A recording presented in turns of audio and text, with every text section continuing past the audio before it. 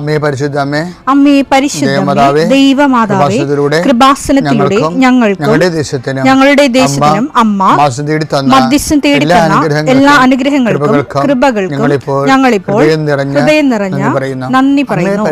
അമ്മേ പരിശുദ്ധമ്മേ ദൈവമാതാവേ, 2004 ഡിസംബർ 7 ഉച്ചകഴിഞ്ഞ് 2:30 കൃപാസനത്തിൽ സംഭവിച്ച അമ്മയുടെ പ്രത്യക്ഷപ്പെടലിനെ കുറിച്ച് തിരുസഭയ്ക്ക് സമർപ്പിച്ചിരിക്കുന്ന പഠനരേഖകളുടെ മേൽ സഭാത്മകമായ പഠനം ആരംഭിക്കുവാൻ ഞങ്ങൾ പ്രാർത്ഥിക്കുന്നു. അമ്മേ പരിശുദ്ധമേ, ഭൂസ്വർലോകങ്ങളുടെ രാജ്ഞിയായ അങ്ങേയ്ക്ക് ഭൗമ സംരക്ഷണത്തിനായി പ്രപഞ്ചപ്രകൃതിയെ തന്നെ തിരുസഭ പ്രതിഷ്ഠിക്കുവാൻ ഈ പ്രത്യക്ഷീകരണം വഴി ഇടയാക്കണമേ. പരിശുദ്ധമേ, ജപമാല മാതാവേ, സകല കൃപാസനം പ്രാർത്ഥനയോടും ചേർത്ത് ഞങ്ങളിപ്പോൾ പ്രാർത്ഥിക്കുന്ന ഈ കുടുംബത്തിന്റെ പ്രത്യേക നിയോഗം മക്കളെ, അമ്മയുടെ പ്രത്യക്ഷീകരണത്തിന്റെ ഈ അനുഗ്രഹവേളയിൽ ഞങ്ങൾക്ക് സാധിച്ചു തരുവാൻ കനിയണമേ. ആമേൻ. വിശ്വാസ പ്രമാണം.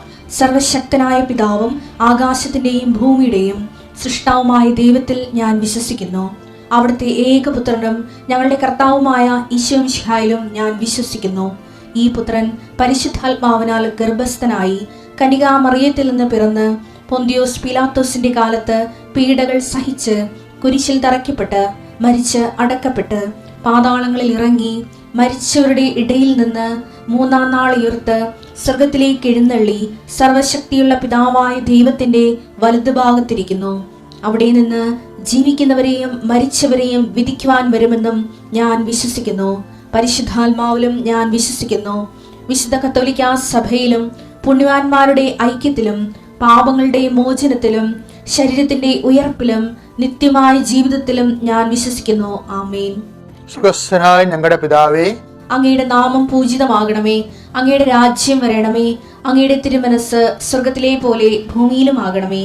അന്നു വേണ്ടുന്ന ആഹാരം ഇന്ന് ഞങ്ങൾക്ക് തരണമേ. ഞങ്ങളോട് തെറ്റ് ചെയ്യുന്നവരോട് ഞങ്ങൾ ക്ഷമിക്കുന്നത് പോലെ ഞങ്ങളുടെ തെറ്റുകൾ ഞങ്ങളോടും ക്ഷമിക്കണമേ. ഞങ്ങളെ പ്രലോഭനത്തിൽ ഉൾപ്പെടുത്തരുതേ, തിന്മയിൽ ഞങ്ങൾ രക്ഷിക്കണമേ. ആമേൻ. നന്മ നിറഞ്ഞ മറിയമേ, സ്വസ്തി. കർത്താവ് അങ്ങയുടെ കൂടെ സ്ത്രീകളിൽ അങ്ങ് അനുഗ്രഹിക്കപ്പെട്ടവളാകുന്നു. അങ്ങയുടെ ഉദരത്തിൻ ഫലമായി ഈശോ അനുഗ്രഹിക്കപ്പെട്ടവനാകുന്നു. പരിശുദ്ധ മറിയമേ, തമ്പുരാന്റെ അമ്മേ, പാപികളായ ഞങ്ങൾക്ക് വേണ്ടി ഇപ്പോഴും ഞങ്ങളുടെ മരണസമയത്തും തമ്പുരാനോട് അപേക്ഷിക്കണമേ. ആമേൻ. കർത്താവേ, നിന്റെ ഉന്നതമായ നാമത്തിന് സ്തോത്രം. കർത്താവേ, നിന്റെ വിശുദ്ധ പൗരോഹിത്യത്തെ മഹത്വപ്പെടുത്തണമേ. കർത്താവെ, സഭയിലുള്ള സാന്നിധ്യം പ്രകടമാക്കണം. 40 വർഷം ഞാൻ അർപ്പിച്ച കൃപാന്റെ യുവതിയാണ്. കൃപാസ്ഥാനത്താരെ ജീവനോടെ പ്രത്യക്ഷപ്പെട്ട മാതാവിന്റെ മാധ്യസ്ഥ ഇന്ന് അങ്ങയുടെ മക്കളെ പ്രാർത്ഥന കൂടുന്ന എല്ലാ മക്കൾക്ക് വേണ്ടി പ്രാർത്ഥിക്കുകയാണ്. കർത്താവെ, മനസ്സ് വേദനിക്കുന്ന എല്ലാ വിഷയങ്ങളും, അവരുടെ മനസ്സ് വേദനിപ്പിക്കുന്ന എല്ലാ വ്യക്തികളും ഇപ്പോഴും ഈശോയുടെ നാമത്തിൽ നിർവീര്യമാകട്ടെ. കർത്താവെ, മനസ്സ് വിഷമിപ്പിക്കുന്ന സാഹചര്യങ്ങൾ, ചെയ്തെടുക്കേണ്ട ഉത്തരവാദിത്തങ്ങൾ, മറ്റുള്ളവർ നമ്മളെ പഴി പറയാൻ സാധ്യതയുള്ള എല്ലാ വിഷയത്തിൻ്റെ മേലും കർത്താവിൻ്റെ കരുണ ചൊരികയും നിങ്ങളെ കർത്താവ് ഇന്ന് നിലനിർത്തി തരികയും ചെയ്യട്ടെ. നിങ്ങൾ പോകുന്ന വഴികൾ, കണ്ടുമുട്ടുന്ന വ്യക്തികൾ, ചെയ്യുന്ന കാര്യങ്ങൾ, യാത്ര ചെയ്യുന്ന വാഹനങ്ങൾ, ഒപ്പിടുന്ന പേപ്പറുകൾ, കൈമാറുന്ന രേഖകൾ, കഴിക്കുന്ന മരുന്ന് എല്ലാം മാതാവിൻ്റെ മധ്യസ്ഥതയെ യേശുനാമത്തിൽ അനുഗ്രഹിക്കപ്പെടുകയും നീ ദൈവത്തെ അനുഭവിക്കാൻ ഇന്ന് നിന്നെ സഹായിക്കുകയും ചെയ്യട്ടെ. നിത്യം പിതാവും പുത്രനും പരിശുദ്ധാത്മാവിനെ നയിക്കുകയാണ്. എൻ്റെ പ്രിയപ്പെട്ടവരെ, പിന്നെ ഉണ്ടല്ലോ, കർത്താവ് പറഞ്ഞല്ലേ എനിക്കൊരു ജ്ഞാനസ്ഥാനം സ്വീകരിക്കാനുണ്ടെന്ന്. അത് കേൾക്കുമ്പോൾ എനിക്ക് ഭയങ്കര സന്തോഷമാണ്. എന്താണെന്നറിയാമോ? കർത്താവ് 12:50 ലൂക്ക 12:50 പറയണത്. എന്ന് വായിച്ചേ. എനിക്ക് ഒരു സ്നാനം സ്വീകരിക്കാനുണ്ട്. എനിക്ക് സ്നാനം സ്വീകരിക്കാനുണ്ട്. അത് നിവൃത്തിയാകുവോളം ഞാൻ എത്ര ഞെരുങ്ങുന്നു. അപ്പൊ അതായത് ഈശോ തീഷ്ണമായി ആഗ്രഹിക്കണം. അപ്പൊ എന്താ ഈ ജ്ഞാനസ്നാനം എന്ന് പറഞ്ഞാൽ എന്താ ഉദ്ദേശിക്കുന്നത്? കർത്താവ് സ്വീകരിക്കാവുന്ന പീഡാസഹനങ്ങളെയാണ് ഇത് പറയണത്. സ്വീകാരുടെ ലേഖനം ഇല്ലേ, റോമ 6:3 എടുത്ത്, യേശുക്രിസ്തുവിനോട് ഐക്യപ്പെടാൻ ജ്ഞാനസ്നാനം സ്വീകരിച്ച നാം എല്ലാവരും അവന്റെ മരണത്തോട് ഐക്യപ്പെടാനാണ് ജ്ഞാനസ്നാനം സ്വീകരിച്ചതെന്ന് നിങ്ങൾക്കറിഞ്ഞുകൂടെ. ഓരോ സഹനവും കർത്താവിൻ്റെ മരണത്തോടുള്ള നമ്മുടെ ഐക്യദാർഢ്യമാണ്. അത് ബൈബിള് മുന്നോട്ട് വെക്കുന്ന വല്ലാത്ത ഒരു ഞെട്ടിപ്പിക്കുന്ന ഒരു സ്വർഗീയ വെളിപാടാണത്.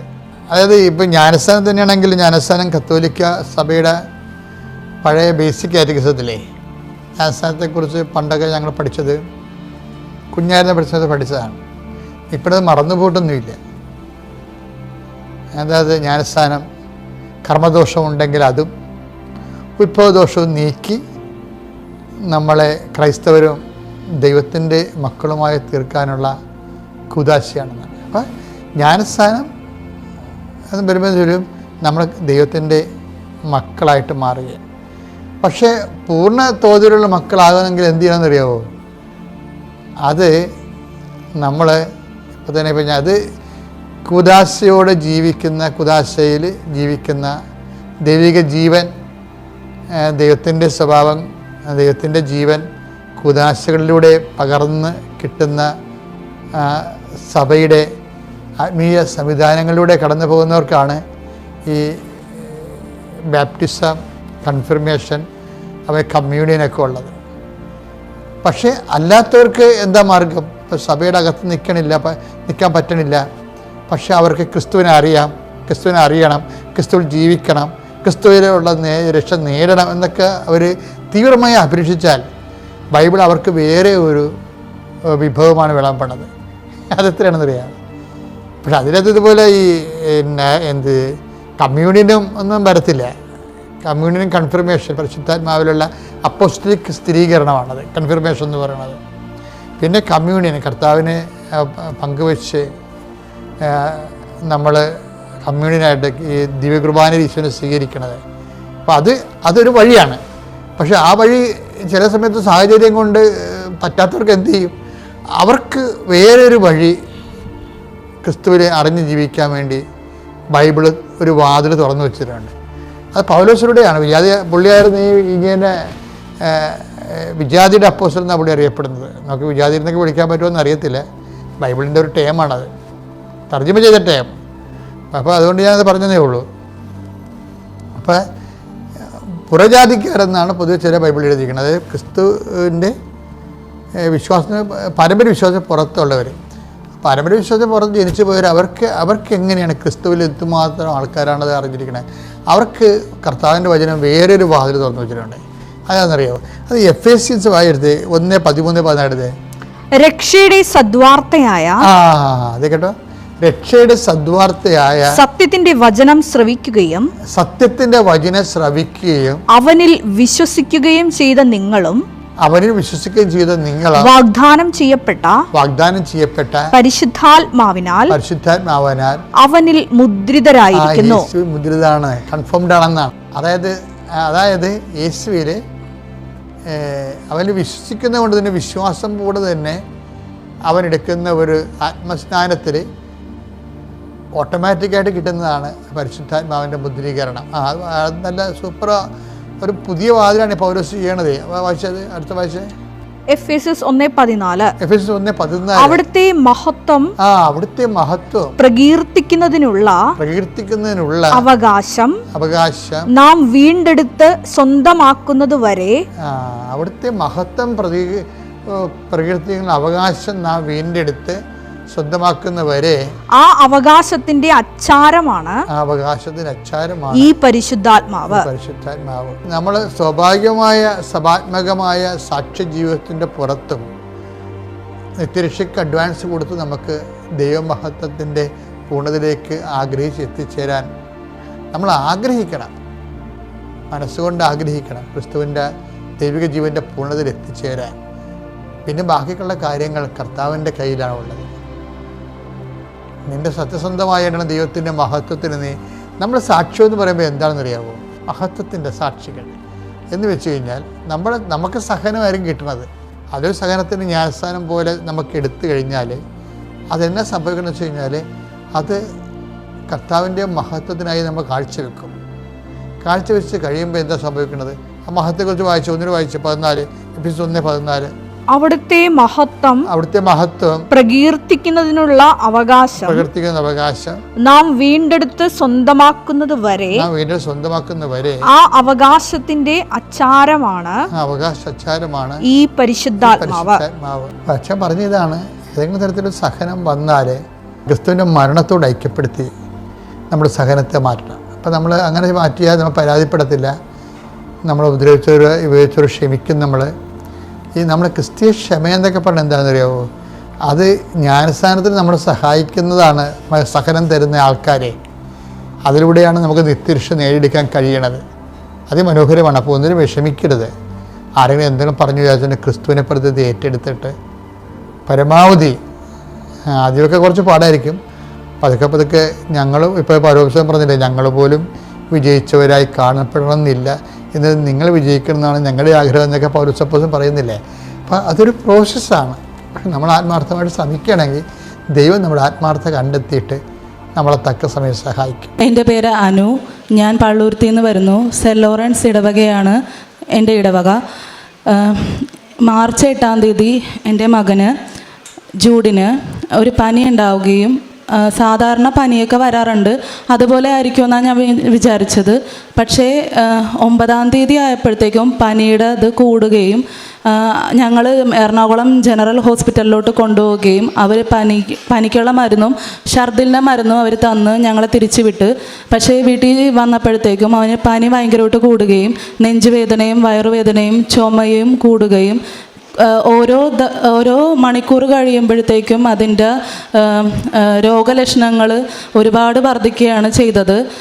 10-ാം തീയതി ആയപ്പോഴത്തേക്കും ഞങ്ങൾ ഞായറാഴ്ച ഒരു 12 മണിയൊക്കെ ആയപ്പോഴത്തേക്കും, രാത്രി ഒരു 11:30-12 മണിയായപ്പോഴത്തേക്കും പിന്നെയും എറണാകുളം ഹോസ്പിറ്റലിലോട്ട് കൊണ്ടുപോവുകയും അവർ പറഞ്ഞ് എക്സ്റേയും അതുപോലെ ബ്ലഡ് ടെസ്റ്റൊക്കെ എടുത്തപ്പോഴത്തേക്കും കൊച്ചിന് ബ്ലഡിന് ഇൻഫെക്ഷൻ ആണെന്നും നമുക്ക് പീഡിയാട്രിക്കിനെയും സർജനെയും കണ്ടപ്പോഴത്തേക്കും അവർ 100% പറയണത് കൊച്ചിന് അപ്പൻഡിക്സ് ആണെന്നും സർജറി വേണമെന്നും നിങ്ങൾ പെട്ടെന്ന് തന്നെ ഒന്നെങ്കിൽ കളമശ്ശേരിയിലോട്ടും അല്ലെങ്കിൽ കോട്ടയത്തോട്ട് കൊണ്ടുപോകണമെന്ന് പറഞ്ഞു. പിന്നെ അവിടെ വയറിന് അൾട്രാസൗണ്ട് ഇല്ലാത്തത് കൊണ്ടിട്ട്, സ്കാൻ ഇല്ലാത്തത് കൊണ്ടിട്ട് നിങ്ങൾ പെട്ടെന്ന് തന്നെ സ്കാൻ ചെയ്യണമെന്നും പറഞ്ഞു.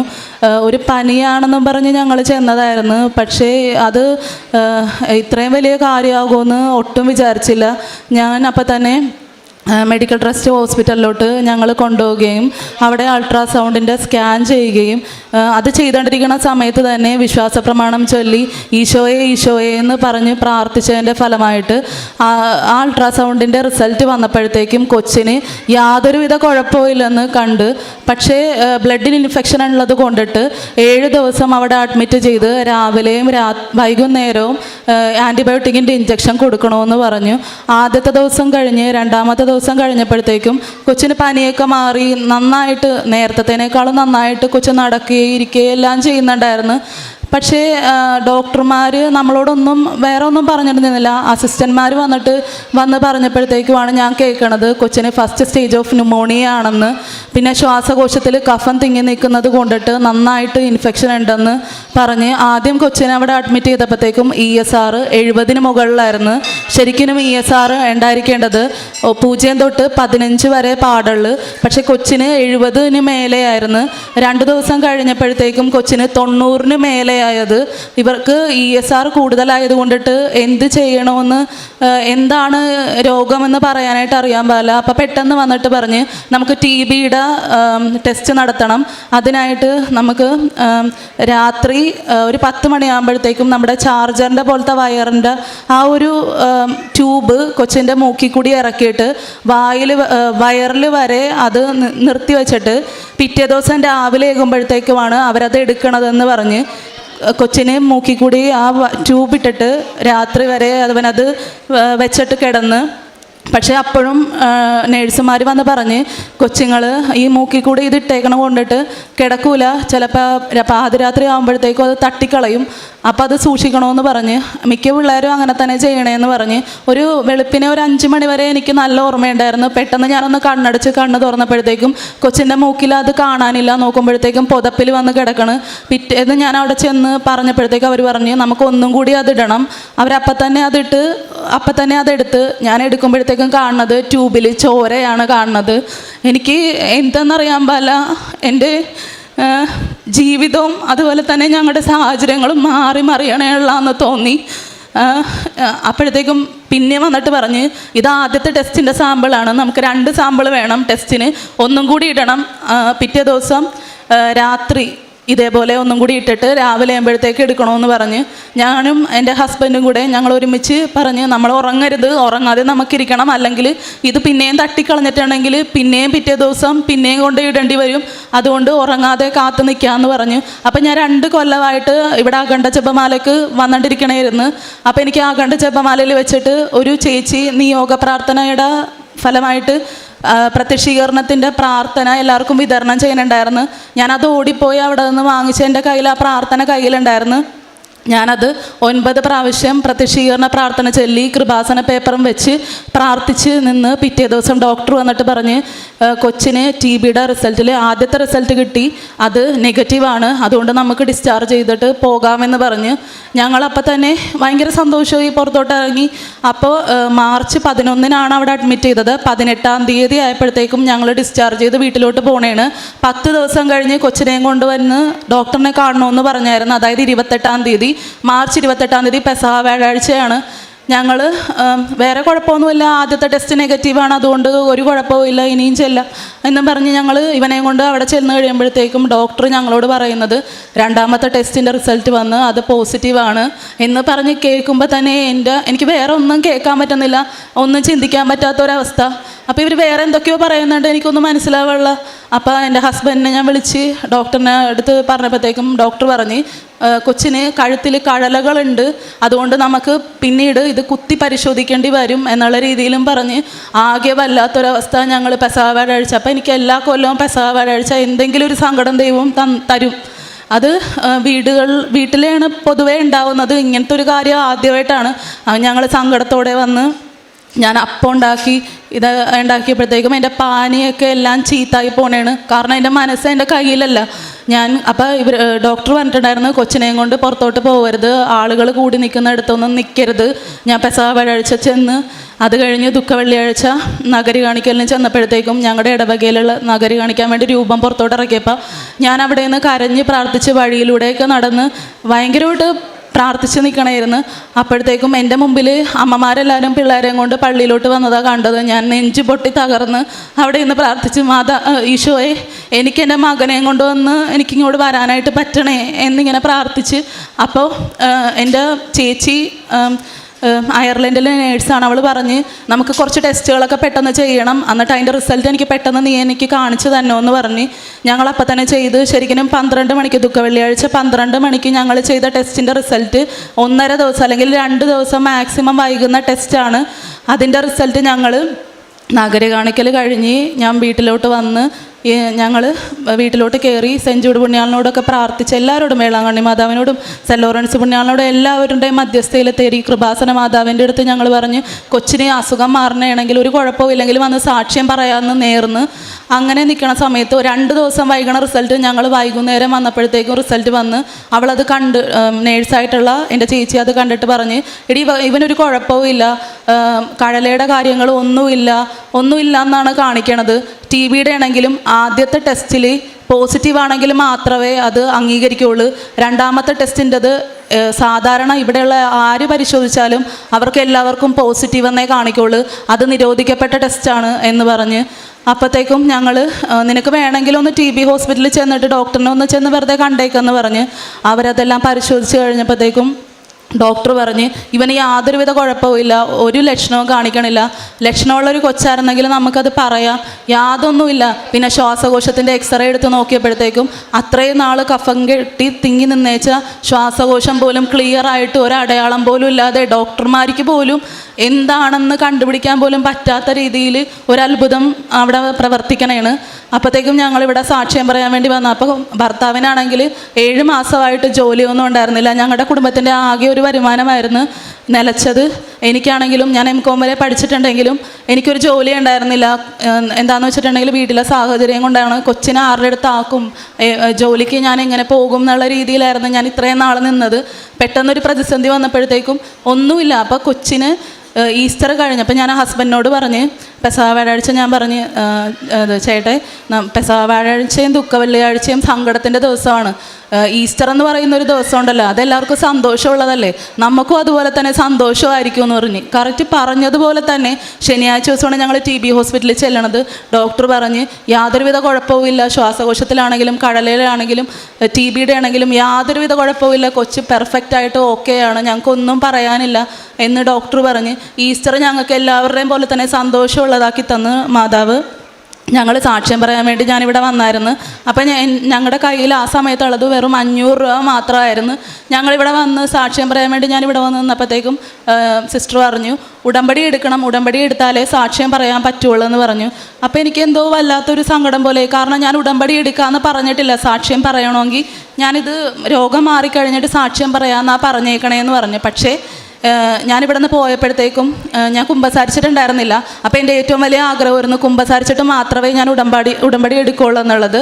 ഞാനിവിടെ നിന്ന് നോക്കി, പക്ഷേ കുമ്പസാരിക്കാനുള്ള ഒരു അവസരം എനിക്ക് ഉണ്ടായിരുന്നില്ല. ഞാനിവിടെ നിന്ന് തിരിച്ചു പോകണേണ്. അപ്പോൾ ഞാൻ ഓർക്കണേണ്, മാതാവേ ഞാനിനി എങ്ങനെ ഉടമ്പടി എടുക്കും, ഞാൻ ആരുടെ കൂടെ വരും, എനിക്കറിയാൻ പാടില്ലല്ലോ എന്നും പറഞ്ഞ് ഞാനിങ്ങനെ നിൽക്കണമായിരുന്നു.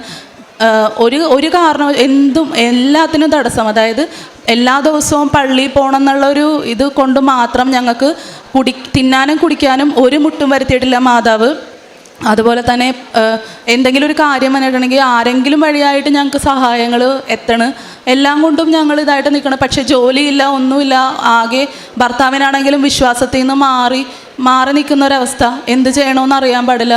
അങ്ങനെ ഞാൻ ഉടമ്പടി എടുക്കാമെന്ന് തീരുമാനിച്ചു. ആദ്യം എനിക്ക് ഉടമ്പടി എടുക്കാൻ ഭയങ്കര പേടിയായിരുന്നു.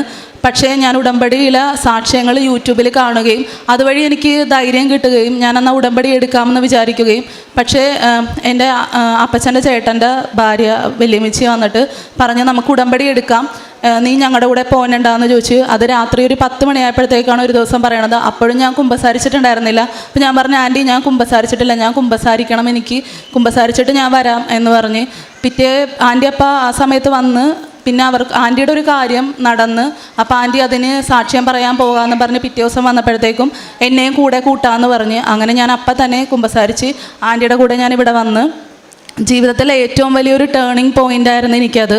ഞാനിവിടെ വന്ന് ഉപവാസം എടുത്തിട്ടാണ്, ഒരു തുള്ളി വെള്ളം പോലും കുടിക്കാതെ ഉപവാസം എടുത്തിട്ടാണ് ഞാനിവിടെ ഉടമ്പടി എടുക്കാനായിട്ട് വന്നത്. ഇവിടെ ഉടമ്പടി എടുക്കുന്ന സമയത്ത് അച്ഛൻ്റെ എങ്ങനെയായിരിക്കണം ഉടമ്പടി എന്നുള്ളത് അച്ഛൻ്റെ ഇത് ഞാനവിടെ TV കാണണേണ്. അപ്പം അച്ഛൻ അവിടെ നിന്ന് പറയണേണ് ഉടമ്പടി എടുത്ത ആൾക്കാർ എല്ലാവരും സാക്ഷ്യം പറയാൻ വേണ്ടി വരണം.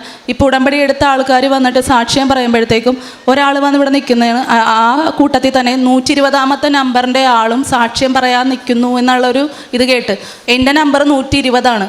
അപ്പോൾ എനിക്ക് പെട്ടെന്ന് എൻ്റെ നമ്പർ 120 ആണല്ല എന്നുള്ളൊരു ഇത് എനിക്ക് പെട്ടെന്ന് വന്നു. അതുമാത്രമല്ല, നിങ്ങളെല്ലാവരും ശ്രദ്ധിച്ചാൽ മനസ്സിലാവും, മെയ് 23-ാം തീയതി ഉടമ്പടി എടുത്തതിൻ്റെ 2024 മെയ് 23-ാം തീയതി ഉടമ്പടി എടുത്തതിൻ്റെ വീഡിയോ യൂട്യൂബിൽ നോക്കുമ്പോഴത്തേക്കും 1 മണിക്കൂർ 35 സെക്കൻഡ് ആകുമ്പോഴത്തേക്കും സിസ്റ്റർ അവിടെ നിന്ന് ഞാൻ പുറകിലാണ് നിന്നേച്ചത്. എൻ്റെ കയ്യിൽ പിടിച്ചിട്ട് സിസ്റ്റർ മാതാവിൻ്റെ അടുത്തോട്ട് നടുക്കോട്ട് നിർത്തണേണ്. അതായത് ഞാനും മാതാവും മുഖത്തോട് മുഖം വന്ന രീതിയിൽ നിർത്തി. അപ്പോഴത്തേക്ക് എനിക്കൊരു പോസിറ്റീവായിട്ട് കിട്ടി. കാരണം എനിക്ക് എൻ്റെ കാര്യങ്ങൾ നടക്കാൻ പോവുകയാണല്ലോ എന്ന് വിചാരിച്ച് ഞാൻ അത്ര ഇതായിട്ട് നിൽക്കണമായിരുന്നു. ഞാൻ 6 നിയോഗം വെച്ച് ഇങ്ങോട്ട് വരുമ്പോൾ ഉടമ്പടി എടുക്കാൻ വന്ന സമയത്ത് ഞാൻ പള്ളുരുത്തിയിൽ നിന്ന് തന്നെയാണ്. ഞാൻ 5:45 വെളുപ്പിനെ 5:45 ബസ്സിനാണ് കയറിയത്. പക്ഷേ എനിക്കിവിടെ എത്തിയത് ഞാൻ 8:15 കഴിഞ്ഞപ്പോഴാണ്. അത്രയും തടസ്സമായിരുന്നു, എനിക്ക് ഇങ്ങോട്ട് വരാനായിട്ട് പറ്റണില്ല. വണ്ടിയാണെങ്കിൽ പോണുമില്ല. അപ്പം അതിൻ്റെ കൂടെ ഉണ്ടായിരുന്ന എൻ്റെ വല്യമ്മച്ചി പറഞ്ഞ് നമുക്ക് കൊന്ത ചെല്ലാൻ മോനെ, അപ്പം എല്ലാ തടസ്സവും മാറും. വണ്ടിയിലിരിക്കുന്നവരൊക്കെ പറയാൻ തുടങ്ങി എന്താ ഇത്ര തടസ്സം എന്നുള്ളത്. അപ്പം ഞാൻ ആൻറ്റിയുടെ അടുത്ത് പറഞ്ഞു, ആൻറ്റി എന്നെ കൂട്ടിയത് കൊണ്ടിട്ടാണ് ഇങ്ങനെ ഇത്രയും തടസ്സം വന്നത്, ഇവർക്ക് ആർക്കും അറിയില്ലല്ലോ ഞാൻ കൂടെ ഉള്ളത് കൊണ്ടിട്ടാണെന്നുള്ളത്. അപ്പം ആൻറ്റി പറഞ്ഞു എന്താണെങ്കിലും നമുക്ക് ഈ തടസ്സമൊക്കെ മാറണം, നീ ഒരു കാര്യം ചെയ്യ്, കൊന്ത ചെല്ലാൻ തുടങ്ങുമെന്ന് പറഞ്ഞ് ഞങ്ങൾ കൊന്ത ചെല്ലിക്കൊണ്ടിരിക്കണ നേരത്ത് തന്നെ വണ്ടി പതുക്കെ നീങ്ങനെയാണ്. ഞാനിവിടെ വന്ന് ഉടമ്പടി എടുത്തു കഴിഞ്ഞ് വീട്ടിലോട്ട് പോകുമ്പോൾ എല്ലാവരും പറയണ കേൾക്കാം, ഈ ഉടമ്പടി എടുത്തു കഴിഞ്ഞാൽ മാതാവ് കൂടെ വരും, അത്ഭുതങ്ങളുണ്ട്, കാര്യങ്ങളുണ്ടെന്നൊക്കെ പറയും. പക്ഷെ ഞാനിവിടെ നിന്ന് ഉടമ്പടി എടുത്ത് വീട്ടിലോട്ട് ചെല്ലണത് ഞങ്ങളുടെ ആ ഒരു പ്രദേശം മൊത്തം കറണ്ട് ഇല്ലാത്തൊരു സമയത്താണ് ചെല്ലണത്. ഇരുട്ടത്താണ് ഞാൻ മാതാവിനെയായിട്ട് വീട്ടിലോട്ട് ചെല്ലണത്. അപ്പം ഞാൻ ഓർത്ത് ദൈവമേ ഞാൻ എങ്ങനെ ഈ ഇരുട്ടത്ത് വെച്ചിട്ട് മാതാവിനെ ഇന്ന് പ്രാർത്ഥന ചെല്ലും എന്നും ഇങ്ങനെ ഓർത്ത് പെട്ടെന്ന് വെള്ളമൊന്നുമില്ല, മോട്ടറും ഇല്ല, എന്ത് ചെയ്യുമെന്നും പറഞ്ഞിരുന്നു. ഞാൻ ഓർത്ത് എന്തായാലും കുഴപ്പമില്ല, ഞാൻ എന്താണെങ്കിലും ഉടമ്പടിയുടെ പ്രാർത്ഥന തുടങ്ങാൻ പോണേണെന്ന് വിചാരിച്ചതേ ഉള്ളൂ. അപ്പം തന്നെ വീട്ടിൽ കറണ്ട് വരാൻ തുടങ്ങി. അത് കഴിഞ്ഞ് എൻ്റെ കയ്യിലുണ്ടായിരുന്ന അവസാന പൈസക്ക് ഞങ്ങൾ ഈ കൃപാസനത്തിലെ പേപ്പർ കൊടുക്കണം. എനിക്ക് യാത്ര ചെയ്യാനുള്ള പൈസ പോലുമില്ല. അങ്ങനെയുള്ള സമയത്താണ് ഒരു മാമോദിസ വരികയും ഞങ്ങൾ പള്ളുരുത്തിയിൽ നിന്ന് വൈപ്പിലാണ് മാമോദിസ നടക്കുന്നത്. അങ്ങനെ ഞങ്ങളുടെ കയ്യിലുണ്ടായിരുന്ന പൈസയായിട്ട് ഞങ്ങൾ പോണേണ്. അപ്പോൾ ഒരു പൊതി ചോറും ഒരു വെള്ളവും കുപ്പിയും മേടിച്ചിട്ട് ഞങ്ങൾ ഈ പരിപാടിക്ക് പോയിക്കൊണ്ടിരിക്കണ നേരത്ത് റൊസാരിയോടെ അവിടെ വെച്ച്, തോപ്പുംപടി റൊസാരിയോൻ്റെ അവിടെ വെച്ചിട്ട് ഞാൻ ഒരു അമ്മച്ചീനെ കാണണേണ് റോഡ് സൈഡിൽ ഇരിക്കണത്. അപ്പോഴത്തേക്കും പെട്ടെന്ന് എനിക്ക് അവരെ കണ്ടപ്പോഴത്തേക്കും എനിക്ക് ആദ്യം എനിക്ക് തോന്നിയില്ല കൊടുക്കാനായിട്ട്. പക്ഷെ ഞാൻ അങ്ങോട്ട് ഇവരുടെ മുമ്പിൽ കൂടി പോയപ്പോഴത്തേക്കും ഞാൻ കാണുന്നത് ഇവർ കൈ പൊക്കിയപ്പോഴത്തേക്കും വയറിൻ്റെ ഭാഗത്തായിട്ട് പൊള്ളിയ പോലെ ഇരിക്കണത്. അപ്പോൾ എനിക്ക് തോന്നി ഞാൻ അർഹതപ്പെട്ട ആൾക്ക് തന്നെയാണ് ഞാൻ കൊടുക്കാൻ വേണ്ടി പോണത് എന്ന് തോന്നി. അങ്ങനെ ഞങ്ങൾ വണ്ടി തിരിച്ചപ്പോഴത്തേക്കും ഞാൻ റോട്ടിൽ നിൽക്കണ നേരത്തെ എനിക്ക് വണ്ടി ക്രോസ് ചെയ്യാൻ ഭയങ്കര പേടിയാണ്. അപ്പോഴത്തേക്കും ഞാൻ മാതാവേ എന്ത് ചെയ്യും, ഇത് ക്രോസ് ചെയ്യണമല്ലോ എന്ന് പറഞ്ഞ് ഞാൻ പെട്ടെന്ന് അങ്ങോട്ട് ക്രോസ് ചെയ്ത് അവരുടെ അടുത്ത് അത് ഭക്ഷണപ്പൊതി കൊടുത്തു കഴിഞ്ഞപ്പോൾ എൻ്റെ കയ്യിൽ പേപ്പർ ഉണ്ടായിരുന്നു. ഞാൻ കൃപാസന പേപ്പർ കൊടുത്ത് അവരുടെ വയറിൻ്റെ അവിടെ ബെൽറ്റ് ഇട്ട് വെച്ചേക്കണമായിരുന്നു. ഞാൻ അവിടെ വെച്ചിട്ട് പറഞ്ഞ് ഇത് വെച്ചോട്ടെ, എല്ലാ കാര്യവും മാറും, കുഴപ്പമില്ല, ശരിയാകുമോ എല്ലാം എന്ന് പറഞ്ഞ് തിരിഞ്ഞ് നിന്ന് ഞാൻ നോക്കുമ്പോഴത്തേക്കും അതുവരെ അത്ര തിരക്കിന് വന്ന വണ്ടികൾ എനിക്ക് വഴി മാറി തന്നെ, എനിക്ക് റോഡ് ക്രോസ് ചെയ്യാൻ വേണ്ടി വഴി മാറി ഇവിടെ നിന്ന് വരുന്ന വണ്ടികൾ ഇവിടെ നിൽക്കുന്നു, അവിടെ നിന്ന് വരുന്ന വണ്ടികൾ അവിടെ നിൽക്കുന്നു. ഇത്രയും ഭാഗത്തോളം എനിക്ക് വണ്ടികൾ മാറി തന്നെ എനിക്ക് ഒരാൾക്ക് മാറാൻ വേണ്ടി. ഞാൻ നേരെ നോക്കുന്നത് എൻ്റെ ഭർത്താവും കൊച്ചും ബൈക്കിൽ അപ്പുറത്തിരിക്കുന്നതാണ് കാണുന്നത്. പിന്നെ അതുപോലെ തന്നെ ഈ പേപ്പർ കൊടുക്കാൻ വേണ്ടി നിൽക്കണ നേരത്ത് ഭയങ്കര മഴയായിരുന്നു.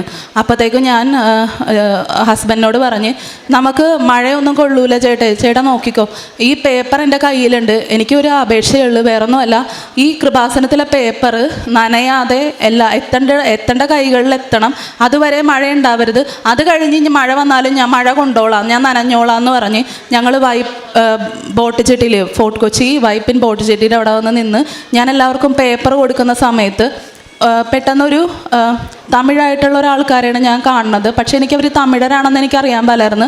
ഞാൻ പേപ്പർ കൊണ്ടുപോയിട്ട് നീട്ടി, ഇത് കൃപാസനത്തിലെ പേപ്പറാണ്, ഇങ്ങനെ ഒരു പള്ളിയുണ്ട്, നല്ല അത്ഭുതമുള്ള പള്ളിയാണ്, ഞാനും എൻ്റെ കൊച്ചും അവിടുത്തെ സാക്ഷികളാണ് എന്ന് പറഞ്ഞപ്പോഴത്തേക്കും അവരെന്നോട് തമിഴിലാണ് ഇങ്ങോട്ട് പറയുന്നത്. ഞങ്ങൾക്ക് മലയാളം അറിയാൻ പാലെന്ന് പറഞ്ഞ് ഞാൻ കൊടുത്ത പേപ്പർ അവരെൻ്റെ അടുത്തോട്ട് തിരിച്ച് നീട്ടിയിട്ട് എൻ്റെ കയ്യിലോട്ട് തന്ന്. അപ്പോൾ പെട്ടെന്ന് എനിക്ക് വല്ലാത്ത സങ്കടം തോന്നി. കാരണം എനിക്ക് ഭാഷ അറിയാൻ പാടില്ലല്ലോ, ഞാൻ കൊടുത്ത പേപ്പർ അവർ എനിക്ക് തിരിച്ച് തന്നല്ല എന്ന് ഓർത്തിട്ട് എനിക്ക് സങ്കടമായി. പക്ഷേ ഒരു സെക്കൻഡ് നേരത്തേക്ക് ഞാൻ അവരോട് തമിഴ് പറയണേണ്. എൻ്റെ തമിഴ് കേട്ടിട്ട് അവർ എനിക്ക് തിരിച്ചു തന്ന പേപ്പർ എൻ്റെ കയ്യിൽ നിന്ന് തിരിച്ച് മേടിച്ചിട്ട് അവരവരുടെ നെഞ്ചോർ ചേർത്ത് വെക്കണതാണ് ഞാൻ കാണുന്നത്. പിന്നെ ഞാൻ കുറേ മുസ്ലിം ആയിട്ടുള്ള, അതായത് അന്യമതസ്ഥരായിട്ടുള്ള ആൾക്കാരുടെ കയ്യിലോട്ട് ഞാൻ പേപ്പർ കൊണ്ടുപോയി കൊടുക്കുമ്പോഴത്തേക്കും അവർ രണ്ട് കൈകളും നീട്ടി പേപ്പർ മേടിക്കുന്നതാണ് കാണുന്നത്. ഞങ്ങൾ ജങ്കാറിലോട്ട് പോകുന്ന സമയത്ത് ഫോർട്ട് കൊച്ചിയിൽ നിന്ന് വൈപ്പിലോട്ട് പോണ സമയത്ത് വൈപ്പിൽ മഴയുണ്ട്, പക്ഷേ ഇവിടെ മഴയില്ല. അപ്പോൾ എനിക്ക് സത്യം പറഞ്ഞാൽ സന്തോഷമായി. കാരണം എൻ്റെ കയ്യിലെ പേപ്പറുകളെല്ലാം തീർന്നു. ഞാൻ അങ്ങനെയുള്ള പറഞ്ഞേക്കുന്നത്, എൻ്റെ പേപ്പർ തീരുമ്പോഴത്തേക്കും മഴ വന്നോ ഞാനത് കൊണ്ടോളാം എന്നാണ് പറഞ്ഞേക്കുന്നത്. പക്ഷേ ഞാൻ അപ്പുറത്തെ കരയിലോട്ട് എത്തിയപ്പോഴത്തേക്കും അവിടെ ഒരു മഴ പോലും ഇല്ല. അതുപോലെ അവിടുന്ന് ഇവിടം വരെ ഞങ്ങൾക്ക് മഴ കൊള്ളേണ്ട യാതൊരുവിധ ഇതും വന്നില്ല, ഒരു നനയേണ്ടത് പോലും വന്നില്ല. അതുപോലെ ഭർത്താവിനാണെങ്കിൽ 7 മാസമായിട്ട് വർക്കില്ലാത്തത് കൊണ്ട് വല്ലാത്ത വിശ്വാസത്തിൽ നിന്ന് മാറി നിൽക്കണമായിരുന്നു. പ്രാർത്ഥനയ്ക്ക് വിളിച്ചാലും കുടുംബ പ്രാർത്ഥനയ്ക്ക് വിളിച്ചാലും പള്ളിയിൽ പോകാൻ വിളിച്ചാലും ഒന്നും വരില്ലായിരുന്നു. അങ്ങനെ നിൽക്കുന്ന സമയത്താണ് ഉടമ്പടി എടുത്ത് ഞാൻ പ്രാർത്ഥിച്ച്, മാതാവേ എൻ്റെ വിശ്വാസം വർദ്ധിപ്പിച്ചതുപോലെ ഞാനും ഇതുപോലെ തന്നെ ആയിരുന്നു. ഒരിടക്ക് പ്രാർത്ഥന ചെല്ലുമായിരുന്നു, പള്ളിയിൽ പോകുമായിരുന്നു. പക്ഷേ പകുതി വെച്ചിട്ട് എൻ്റെ പ്രാർത്ഥനകളും പള്ളിപ്പോക്കും ഒക്കെ നിന്ന് എന്നെ വിശ്വാസത്തിലോട്ട് കൊണ്ടുവന്നത്, തിരിച്ച് വിശ്വാസത്തിലോട്ട് കൊണ്ടുവന്നത് എൻ്റെ മകനിലൂടെയാണ്.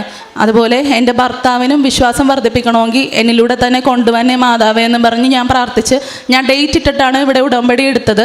ജൂൺ 1 തന്നെ ഒരു സ്ഥാപനത്തിൽ ജോലിക്ക് പ്രവേശിക്കാനായിട്ട് പറ്റണേ, ഉയർന്ന സാലറിയോടുകൂടി തന്നെ പ്രവേശിക്കാൻ വേണ്ടി പറ്റണേ എന്നുള്ള രീതിയിലാണ് വെച്ചത്. 1-ാം തീയതി ആയിട്ടും 28-ാം തീയതി ആയപ്പോഴത്തേക്കും എനിക്ക് പെട്ടെന്നൊരു ഡേറ്റ് ഓർമ്മ വന്ന് ഞാൻ ഹസ്ബൻഡിനോട് പറഞ്ഞ്, ചേട്ടാ ഇങ്ങനെ 28-ാം തീയതി ആകുമ്പോഴത്തേക്കും നോക്കിക്കോ, എന്താണെങ്കിലും അപ്പോയിൻമെൻറ്റ് ലെറ്റർ വരും എന്നുള്ള രീതിയിൽ പറഞ്ഞ്. പക്ഷേ അന്ന് തന്നെ ഞാൻ പള്ളിയിലെ വികാരിയച്ഛനോടും ചെന്നിട്ട് പറഞ്ഞ്, അച്ഛാ 28-ാം തീയതി ഞങ്ങൾക്കൊരു പെട്ടെന്നൊരു അത്ഭുതം നടക്കും, അപ്പോൾ എന്താണെന്ന് വെച്ചപ്പോഴത്തേക്കും ഞാൻ പറഞ്ഞ് അത് ഞാൻ നടന്ന് കഴിയുമ്പോഴത്തേക്കും പറയാമെന്ന് പറഞ്ഞ്.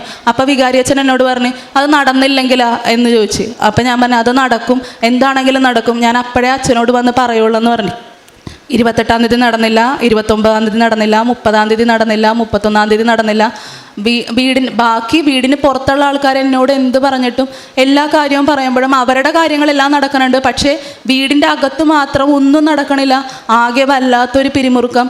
ഭർത്താവിനാണെങ്കിലും വിശ്വാസം നഷ്ടപ്പെട്ട ഭർത്താവിനെ തിരിച്ചു കൊണ്ടുവരാനുള്ള ഒരു ഇത് ഏറ്റവും വലിയൊരു ഉത്തരവാദിത്വമാണ് എൻ്റെ കയ്യിലുള്ളത്. ദൈവമേ എന്ത് ചെയ്യും? എന്നാലും ഞാൻ ആ വിശ്വാസത്തെ മുറുകെ പിടിച്ച് ഞാൻ ഉടമ്പടി എൻ്റെ കയ്യിലുണ്ടായിരുന്ന ലോക്കറ്റ് എടുത്തിട്ട് ഞാൻ കൊണ്ടുപോകാനുള്ള ബാഗിൽ വരെ എടുത്ത് വെച്ച് ഞാൻ പ്രാർത്ഥിച്ചു. ജൂൺ 1-ാം തീയതി എന്തായാലും നടക്കും. പക്ഷേ എനിക്ക് ഈ ദിവസങ്ങളിലൊന്നും വികാരി അച്ഛനെ പള്ളിയിൽ കാണാനായിട്ട് പറ്റിയിട്ടില്ല. ഞാൻ മനസ്സുകൊണ്ട് അച്ഛനോട് ചെന്നിട്ട് പറയാം, അച്ഛാ എന്താണെങ്കിലും നടക്കും, ഞാൻ എന്താണെങ്കിലും വന്ന് അച്ഛനോട് പറയാമെന്ന് പറഞ്ഞ് നേർന്നു. പക്ഷേ അച്ഛൻ എനിക്കിതുവരെ ആ സമയങ്ങളിൽ എനിക്ക് കാണാൻ പറ്റിയില്ല. 1-ാം തീയതി ആയപ്പോഴത്തേക്കും, ജൂൺ 1-ാം തീയതി ആയപ്പോഴത്തേക്കും തമിഴ്നാട് കോയമ്പത്തൂരിലുള്ള ഒരു വലിയൊരു കമ്പനിയിൽ നിന്ന് അവിടുത്തെ ഡയറക്ടർ ഹസ്ബൻഡിനെ വിളിച്ചിട്ട് പറഞ്ഞ്, ജോലി ശരിയായി, അപ്പോയിൻമെൻ്റ് ഓർഡർ നിങ്ങൾക്ക് ലഭിക്കാൻ വേണ്ടി പോണേണ്, 12-ാം തീയതി തന്നെ ജോലിക്ക് ജോയിൻ ചെയ്യണമെന്ന് പറഞ്ഞ് 3-ാം തീയതി ആയപ്പോഴത്തേക്കും അപ്പോയിൻമെൻ്റ് ലെറ്റർ വന്ന്. അതുവരെ ഞാൻ ഭർത്താവിനോട് കുടുംബ പ്രാർത്ഥനയ്ക്ക് വരാൻ വേണ്ടി വിളിക്കുമ്പോഴത്തേക്കും എന്നോട് ഇങ്ങോട്ട് പറയണത്, നീ എന്നോട് ഇങ്ങോട്ട് വിളിക്കല്ലേ, കാരണം നീ ഓരോ പ്രാവശ്യം എന്നോട് വന്ന് വിളിക്കുമ്പോഴത്തേക്കും ഞാൻ ഇല്ല എന്ന് പറയുമ്പോൾ അതെനിക്ക് തന്നെ പാപമായിട്ട് മാറണേണ്. അപ്പം ഞാൻ ഓർത്ത്, ദൈവമേ ഞാനിനി എന്താ ചെയ്യേണ്ടത്, വിളിക്കണ്ടേ എന്ന് പറഞ്ഞിരിക്കണ നേരത്ത് ഈ അപ്പോയിൻമെൻ്റ് ലെറ്റർ വന്നപ്പോൾ ആൾക്ക് ശരിക്കും വിശ്വാസമായി. ആൾ എന്നോട് ഒരു ദിവസം ഇങ്ങോട്ട് വന്നിട്ട് പറഞ്ഞു, വാ നമുക്ക് തിരികത്തേക്ക് പ്രാർത്ഥന ചെല്ലാം, നമുക്ക് ഒരുമിച്ച് പ്രാർത്ഥന ചെല്ലാം. അങ്ങനെ 1 തൊട്ട് 5 വരെയുള്ള രഹസ്യങ്ങൾ പാട്ടിൻ്റെ രൂപത്തിൽ എൻ്റെ ഭർത്താവ് എൻ്റെ കൂടെ ഇരുന്ന് ഞങ്ങളുടെ വീടിൻ്റെ അകത്ത് നിന്ന് പ്രാർത്ഥന ചെല്ലണേണ് കാണുന്നത്. ഞായറാഴ്ച ദിവസം, അതായത് വിശുദ്ധ കുർബാനയുടെ ദിവസം ഞങ്ങൾ ഒരുമിച്ച് പള്ളിയിൽ പോയി കുർബാന കൂടി അങ്ങനെ നിൽക്കണേണ്. അപ്പോൾ ഈ 3-ാം തീയതി ആയപ്പോഴത്തേക്കും എൻ്റെ പ്രത്യക്ഷീകരണത്തിൻ്റെ തിരി തീരാറായി. എൻ്റെ കയ്യിലുള്ളത് അന്നുള്ളത് 420 രൂപയാണ്. പക്ഷേ ഞങ്ങളുടെ കയ്യിൽ 1 മണി അരി പോലും ഇല്ല അന്നത്തേക്ക്. അപ്പോൾ എനിക്ക് പ്രത്യക്ഷീകരണത്തിൻ്റെ തിരി മേടിക്കണമെന്ന് പറഞ്ഞ് ഞാൻ ആ കയ്യിലുണ്ടായിരുന്ന 420 രൂപയായിട്ട് ഞാൻ ഇങ്ങോട്ട് ബസ് കയറുന്നതാണ് ഒറ്റക്ക്. ഞാനിവിടെ വന്നു കഴിഞ്ഞപ്പോഴത്തേക്കുമാണ് അറിയണത് ഞാൻ ഉടമ്പടിയുടെ പേപ്പർ എടുത്തിട്ടുണ്ടായിരുന്നില്ല. എൻ്റെ കയ്യിലാണെങ്കിൽ പേപ്പർ ഇല്ലാത്തതുകൊണ്ട് എനിക്ക് തിരിയും കിട്ടാനുള്ള. ഞാൻ ഭയങ്കരമായിട്ട് വിഷമിച്ച് ഞാനിവിടെ വന്നിരിക്കണേണ്. എന്ത് ചെയ്യുമെന്ന് അറിയാൻ പാടില്ല. ഞാൻ ഇനി എങ്ങനെ വരും, തിരിച്ച് ഞാൻ എങ്ങനെ പോകുമെന്ന് എനിക്കറിയാൻ പാടില്ല. ഞാൻ എന്താണെങ്കിലും അതെ, ഞാൻ പിറ്റേ ദിവസം ആകുമ്പോഴത്തേക്കും, അതായത് 4-ാം തീയതി ആകുമ്പോൾ ഞാൻ എന്താണെങ്കിലും ഇവിടെ വരും, ആരോട് ചോദിച്ചിട്ടാണെങ്കിലും ഞാനിവിടെ വരും എന്നും പറഞ്ഞ് ഞാനിവിടെ നിന്ന് പോണേണ്. അപ്പം ഞാൻ ഇങ്ങോട്ട് വന്ന സമയത്ത് ഈ അപ്പോയിൻമെൻ്റ് ലെറ്റർ കിട്ടണേന് അന്നത്തെ ദിവസമാണ്, ഇത് രാവിലെയാണ് ഇവിടെ വന്നത്. അപ്പോഴത്തേക്കും ഞാൻ പെട്ടെന്ന് നോക്കുമ്പോഴത്തേക്കും ഇങ്ങോട്ട് എത്തണേന് മുമ്പ് പൂങ്കാവെന്നും പറഞ്ഞ് എഴുതിയേക്കുന്ന ബോർഡിൻ്റെ മലയാളമാണ് എഴുതിയേക്കണത് പൂങ്കാവ്, അതിൻ്റെ താഴെ തമിഴെന്നും പറഞ്ഞ് എഴുതിയിട്ടാണ് ഞാൻ കാണുന്നത്. അപ്പോഴത്തേക്കും ഞാൻ ഓർത്ത് ഇതെന്താ 2 ലാംഗ്വേജേ ഉള്ള, ഇംഗ്ലീഷില്ലേ? അപ്പോൾ എനിക്കൊരു അടയാളം കിട്ടി. അപ്പോൾ ഞാൻ ഓർത്ത്, മാതാവേ ഈ ജോലി, അതായത് ഹസ്ബൻഡിൻ്റെ ജോലി കിട്ടണമെങ്കിൽ എനിക്ക് ഒരു അടയാളവും കൂടി കാണിച്ചു തന്നെ എന്നും പറഞ്ഞ് ഞാൻ നോക്കുമ്പോഴത്തേക്കും പിന്നീട് ഞാൻ വരുമ്പോൾ ഒരു വലിയ ബോർഡിൽ തിരുവിഴ എന്നും പറഞ്ഞ് ഇംഗ്ലീഷിൽ എഴുതിയേക്കണം. അപ്പോൾ എനിക്ക് പിന്നെയും മനസ്സിലായി തമിഴിൻ്റെ ഇതാണെന്നുള്ളത്. അപ്പോൾ ഞാൻ ചോദിച്ചു, ഒരു 3-ാമത്തെ അടയാളം കൂടി എനിക്ക് കാണിച്ചു തന്നെ എന്ന് പറഞ്ഞപ്പോഴത്തേക്കും എനിക്ക് തന്നില്ല. ഞാൻ ഇവിടെ നിന്ന് റോഡ് ക്രോസ് ചെയ്ത് ബസ് കയറാൻ വേണ്ടി നിന്നപ്പോഴത്തേക്കും ഒരു കൂട്ടം തമിഴ് ആൾക്കാർ എൻ്റെ മുമ്പിൽ വന്നിട്ട് ബസ് കയറാൻ വേണ്ടി നിൽക്കണേണ്. അപ്പോൾ തന്നെ എനിക്ക് മനസ്സിലായി അതായത് ഞങ്ങളുടെ കുടുംബം രക്ഷപ്പെടാൻ വേണ്ടി പോണേണെന്നുള്ളത്. അന്ന് വൈകുന്നേരം 8:30 മണിക്കാണ് അപ്പോയിൻമെൻ്റ് ലെറ്റർ ഭർത്താവിന് വരുന്നത്. അതും ഉയർന്ന സാലറിയിൽ ഭർത്താവിന് 12-ാം തീയതി ഭർത്താവ് ജോലിക്ക് കയറി തമിഴ്നാട് കോയമ്പത്തൂരിലുള്ള ഒരു ബ്രാൻഡഡ് ആയിട്ടുള്ള കമ്പനിയിൽ സീനിയർ ഗ്രാഫിക് ഡിസൈനറായിട്ട് ജോലിയിൽ പ്രവേശിച്ചു. അതിൻ്റെ കൂടെ തന്നെ 4-ാം തീയതി, അതായത് ഞാൻ 4-ാം തീയതി ഇങ്ങോട്ട് വരാമെന്നാണ് നേർന്നത്. 4-ാം തീയതി ഞാൻ വരുന്നതിന് മുമ്പ് ഞങ്ങളുടെ പള്ളിയിലെ കൊച്ചച്ചൻ വന്നിട്ട് എന്നെ വന്ന് വിളിച്ചിട്ട് പറഞ്ഞ്, അത് നമ്മുടെ കോൺവെൻറ്റ് സ്കൂളിൽ ഒരു വേക്കൻസി ഉണ്ട്, ഓഫീസ് അസിസ്റ്റൻറ്റിൻ്റെ പോസ്റ്റാണ്, നിനക്ക് പറ്റുമെന്നാണെങ്കിൽ നീ ഒന്ന് ചെന്ന് നോക്ക്, നിനക്ക് ഇഷ്ടപ്പെടണമെങ്കിൽ ചേർന്നാൽ മതി എന്ന് പറഞ്ഞ്. അപ്പം എനിക്ക് എന്തെന്നില്ലാത്തൊരു സന്തോഷമായി. കാരണം എൻ്റെ കാര്യങ്ങളെല്ലാം നടക്കണം, എൻ്റെ തടസ്സങ്ങളെല്ലാം മാറണം, ഞങ്ങളുടെ കുടുംബം രക്ഷപ്പെടണം എന്നുള്ളൊരു തോന്നൽ എനിക്ക് പെട്ടെന്നുണ്ടായി. ഞാൻ അവിടെ ചെന്ന് ഇപ്പം ഞാൻ അവിടെ ജോലിയിൽ ജോയിൻ ചെയ്ത് ഞങ്ങളുടെ കുടുംബം ശരിക്കും പറഞ്ഞാൽ കൃപാസനത്തിലെ പ്രത്യക്ഷീകരണ പ്രാർത്ഥനയുടെ ഒരു അത്രയും ഇതുകൊണ്ടിട്ടാണ്, ആ ഒരു പവിത്രത കൊണ്ടിട്ടാണ് ഞങ്ങളുടെ കുടുംബം രക്ഷപ്പെട്ടത്. അതുമാത്രമല്ല, കാരുണ്യ പ്രവർത്തികളായിട്ട് എനിക്ക് ചെയ്യാൻ വേണ്ടി പറ്റിയത് ഇവിടെ നിന്ന് കിട്ടിയ, അതായത് ഉടമ്പടി എടുക്കാൻ വേണ്ടി വന്ന സമയത്ത് എനിക്ക് ഇവിടുത്തെ ബ്രദർ എല്ലാവർക്കും വചനങ്ങൾ പറഞ്ഞു കൊടുത്ത്, അതായത് യാത്രാ സുരക്ഷിതത്വം, പിന്നെ തടസ്സങ്ങൾ മാറാനായിട്ട്, രോഗശാന്തി കിട്ടാനായിട്ട്, അങ്ങനെ പലവിധ തരത്തിലുള്ള ഹെഡിങ്സ് വരുന്ന ഓരോ വചനങ്ങൾ, അതുമായി ബന്ധപ്പെട്ട വചനങ്ങൾ പറഞ്ഞു കൊടുത്ത് ഞാനതെല്ലാം എൻ്റെ കൈകൊണ്ട് ബുക്കിൽ എഴുതി എല്ലാവർക്കും ഞാനത് പകർന്നു കൊടുത്ത്, ദൈവവചനം പകർന്നു കൊടുത്ത് ഇപ്പോൾ മനസ്സിന് തന്നെ ഒരു ആശ്വാസമാണ്. എനിക്ക് പറയാനുള്ളത്, ഉടമ്പടി എടുക്കാതെ നിൽക്കുന്ന ആൾക്കാരോട് എനിക്ക് പറയാനുള്ളത്, നിങ്ങളൊരു പ്രാവശ്യമെങ്കിലും ഉടമ്പടി എടുത്ത് നോക്കണം. ഇത് എൻ്റെ കുടുംബത്തിൻ്റെയും എൻ്റെയും ജീവിതത്തിൻ്റെ ഒരു മാറ്റം കൊണ്ടാണ് ഞാൻ നിങ്ങളോട് എല്ലാവരോടും പറയുന്നത്.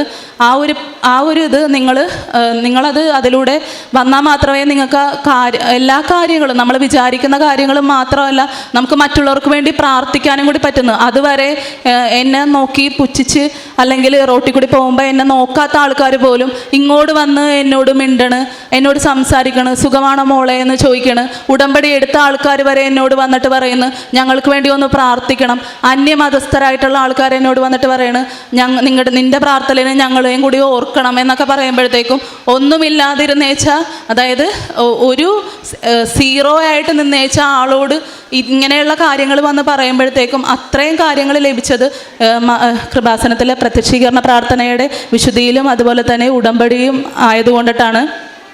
പിന്നെ ഇവിടെ പ്രവർത്തിക്കുന്ന, അതായത് സെക്യൂരിറ്റി ചേട്ടന്മാർ തൊട്ട് ഇവിടെ പ്രവർത്തിക്കുന്ന എല്ലാ അംഗങ്ങൾക്കും പൂർണ്ണ ആയുസ്സും ആരോഗ്യം കൊടുത്ത് ദൈവം അനുഗ്രഹിക്കട്ടെ എന്ന് പ്രാർത്ഥിക്കുന്നു. പരിശുദ്ധ അമ്മയുടെ മധ്യസ്ഥതയിൽ ഇപ്പം ഒരുപാട് കാര്യങ്ങൾ സാക്ഷ്യമായിട്ട് പറയുമ്പോൾ അതിൽ ഇങ്ങനെ ഹൃദയം നിറഞ്ഞ് പറയുമ്പം അതിൽ വ്യക്തമായിട്ട് അവസാനം ഒരു ചുരുക്കത്തിൽ പറയുകയും ചെയ്ത് പരിശുദ്ധ അമ്മയുടെ വലിയ പ്രത്യക്ഷീകരണത്തിൻ്റെ അനുഭവം ഒരു കുടുംബത്തെ മുഴുവൻ എങ്ങനെയാണ് വിശുദ്ധീകരിച്ചതെന്ന്, അത് ഒരാളുടെ ഉടമ്പടിയിലൂടെ ഒരു കുടുംബവും ഒരുപക്ഷെ ആ പ്രദേശവും ഉൾപ്പെടെ പരിചയപ്പെടുന്നതിനുൾപ്പെടെ വലിയൊരു അനുഭവത്തിലേക്ക് കടന്നു വന്നു എന്നുള്ളത്. അതിന് ഏറ്റവും പ്രധാനപ്പെട്ട ഒരു കാരണം ഈ മകൻ്റെ സൗഖ്യമാണ് ഏറ്റവും പ്രധാനപ്പെട്ട ഒരു നിയോഗമായിട്ടാണ് ഇവിടെ വന്നതെങ്കിലും ആ നിയോഗത്തിന് ശേഷവും മറ്റൊരുപാട് കാര്യങ്ങളിൽ പ്രകടമായിട്ട് ഒരനുഭവം ഉണ്ടായി എന്നുള്ളതും, ഒരുപക്ഷെ കൂടുതൽ സമയം പറഞ്ഞത് മാതാവ് എന്തോ ഒരു കമ്മ്യൂണിക്കേറ്റ് ചെയ്യാനായിട്ട് ഉപയോഗിച്ച മാനദണ്ഡങ്ങളും പ്രാർത്ഥിച്ചതും, അതുപോലെ പ്രേക്ഷിത പ്രവർത്തനത്തിൻ്റെ സാക്ഷ്യങ്ങൾ മാത്രം നിങ്ങൾ പരിശോധിക്കുമ്പോൾ അതിനൊരു ഇമ്മീഡിയറ്റായിട്ട് ദൈവം ഒരു കൺസോളിങ് ആണെങ്കിൽ ഒരു അനുഭവം കിട്ടുന്നതായിട്ട് സാക്ഷ്യത്തെ പ്രാർത്ഥനയോടെ വിലയിരുത്തുമ്പോൾ നമുക്ക് മനസ്സിലാവും. ഒരുപക്ഷെ കാരുണ്യ പ്രവർത്തനങ്ങൾക്കും അപ്പുറം പ്രേക്ഷിത പ്രവർത്തനങ്ങളിലെ നന്മയും അല്ലെങ്കിൽ തിക്താനുഭവങ്ങളും ഒക്കെ പല സാക്ഷ്യത്തിലും പറയുന്നുണ്ട്. അപ്പോൾ അതിൽ ഒരു ഇമ്മീഡിയറ്റായിട്ട് ഒരു കൺസോളിങ്ങും ഒരു ദൈവാനുഭവയുടെ ജീവിതത്തിൽ കിടക്കും. ഈ മകളുടെ സാക്ഷ്യത്തിൽ അത് പറയണത്, അത് പ്രാർത്ഥിച്ചൊരുങ്ങിയപ്പം ഒരു പറ്റാത്തൊരു ലാംഗ്വേജ് ആണെങ്കിൽ പോലും അതുപോലും പറഞ്ഞ് ആ പത്രം അവർക്ക് കൊടുത്തു എന്നുള്ളതും, പിന്നീട് പലപ്പോഴായിട്ട് പ്രാർത്ഥിക്കുമ്പം ഞാനവിടെ ചെല്ലുന്നത് വരെ ഈ മഴ പെയ്യരുത് എന്നൊക്കെ പറയുന്നത് ഇപ്പോൾ ഒരുപാട് സാക്ഷ്യങ്ങൾ ആവർത്തിക്കുന്ന ഒരു കാര്യമാണ്. നമുക്കറിയാം വെളിപാടിൻ്റെ പുസ്തകത്തിൽ 16-ാം അധ്യായത്തിലും പ്രവാചകന്മാർ മഴ പെയ്യരുത് എന്നൊക്കെ പറഞ്ഞ് പ്രഖ്യാപിക്കുകയും അത് തടഞ്ഞു നിർത്തുകയും ഒക്കെ ചെയ്യുന്നതും, അല്ലെങ്കിൽ തന്നെ സങ്കീർത്തനം 19-ാം അധ്യായത്തിൽ പറയുന്നുണ്ട് വാനവിധാനം അവിടുത്തെ മഹത്വത്തെ വിളംബരം. അപ്പം പ്രകൃതി വിശ്വാസത്തിൽ നിൽക്കുന്നവർക്ക് അടയാളങ്ങൾ നൽകും എന്നുള്ളത് വലിയ സത്യമാണെന്നുള്ള കാര്യം നമുക്ക് എല്ലാവർക്കും അറിയാം. നമ്മൾ നക്ഷത്രം തൂക്കുന്ന പോലും പ്രകൃതിയിൽ ദൈവത്തിൻ്റെ സാന്നിധ്യം, ദൈവം ജനിച്ചു എന്നുള്ള സാന്നിധ്യം പ്രകൃതി പ്രഘോഷിച്ച രീതിയാണ്. അപ്പം അങ്ങനെ ഒരുപാട് സാക്ഷ്യങ്ങൾ മാത്രം നിങ്ങൾ കേൾക്കുന്നവർക്ക് ഞാൻ ഈ പറയുന്ന കാര്യങ്ങൾ പെട്ടെന്ന് മനസ്സിലാവും. കാരണം സാക്ഷ്യങ്ങളിലൊക്കെ പല കാര്യങ്ങളും ഇങ്ങനെ സാമ്യമായിട്ട് വരുന്നുണ്ട്. കാരണം ഒരു ഉടമ്പടിയാണ് എടുക്കുന്നതെങ്കിൽ വ്യത്യസ്ത അനുഭവങ്ങളാണെങ്കിലും ഒരാൾ തന്നെയാണല്ലോ ഈ പ്രവർത്തനങ്ങൾക്കെല്ലാം മാർക്കിടുന്നതും അനുഭവം നൽകുന്നതല്ല. അപ്പം അങ്ങനെ വ്യക്തമായിട്ട് അവസാനം പറഞ്ഞു നിർത്തുമ്പോൾ ഒരു കുടുംബം മുഴുവൻ ഇങ്ങനെ വിശ്വാസത്തിൻ്റെ കുറവിൽ നിന്ന് ഒരു കുടുംബത്തിൽ മുഴുവൻ പ്രാർത്ഥന ഉണ്ടാകുന്നു, അനുഭവം ഉണ്ടാകുന്നു, ജോലി ലഭിക്കുന്നു. അപ്പം ഇങ്ങനൊരു റീസെറ്റിൽമെൻറ്റ് ഒരു കുടുംബത്തിൽ ഒരു സീറോ മെറിറ്റ് നിൽക്കുമ്പോൾ ഉണ്ടാകുന്നുണ്ടെങ്കിൽ അത് മാതാവിൻ്റെ ഇടപെടലാണെന്ന് നമ്മളാരും വിശ്വസിച്ചില്ലെങ്കിൽ ഒരു പ്രശ്നവുമില്ല. പക്ഷേ ഈ വ്യക്തിയെ സംബന്ധിച്ചിടത്തോളം വ്യക്തമായ ബോധ്യവും സ്ഥിരീകരണവും അടയാളങ്ങളിലൂടെ അത് ബോധ്യപ്പെട്ടിട്ടുണ്ട്. ഇനിയും മുൻപോട്ടുള്ള ഉടമ്പടി ജീവിതത്തിൽ ഇനിയും വലിയ ദൈവാനുഭവങ്ങൾ പറയുവാനായിട്ട് ഈ വ്യക്തിയെ ദൈവം ഇടവരുത്തട്ടെ എന്നും, അപ്പോൾ വ്യക്തി നടക്കുന്ന സാഹചര്യത്തിലും ഈ മകൾ തന്നെ പറയുന്നുണ്ട്, പണ്ട് ഇപ്പോൾ ദൈവം നമ്മളെ സെലക്ട് ചെയ്തിട്ടുണ്ടെന്ന് നമുക്ക് തന്നെ ദൈവം മനസ്സിലാക്കി തരും എന്നുള്ളതാണ്. അതിൻ്റെ അർത്ഥം പ്രശ്നങ്ങൾ ഉണ്ടാവത്തില്ലെന്നല്ല. പക്ഷേ നമ്മൾ ചുറ്റും നിൽക്കുന്നവർ പോലും നമ്മുടെയൊക്കെ പെരുമാറുന്ന രീതിയും നമുക്ക് വരുന്ന രീതികളും എല്ലാം കാണുമ്പോൾ നമുക്ക് മനസ്സിലാവും. അതാണ് വരുന്നത്, ഈ കമ്മ്യൂണിക്കേഷൻ ദൈവം നടത്തും. അത് വിശ്വാസത്തോടെ നിൽക്കുന്നവർക്ക് അത് ക്ലിയർ ആവുകയും ചെയ്യും, ബോധ്യപ്പെടുകയും ചെയ്യും. സാക്ഷ്യം പറയാനായിട്ട് അവർക്ക് വലിയ ബോധ്യം ലഭിക്കുക. പ്രത്യേകിച്ച് സാക്ഷ്യത്തെ പ്രതി നമുക്ക് കരങ്ങളടിച്ച് ദൈവത്തിൻ്റെ നാമം മഹത്വപ്പെടുത്താം.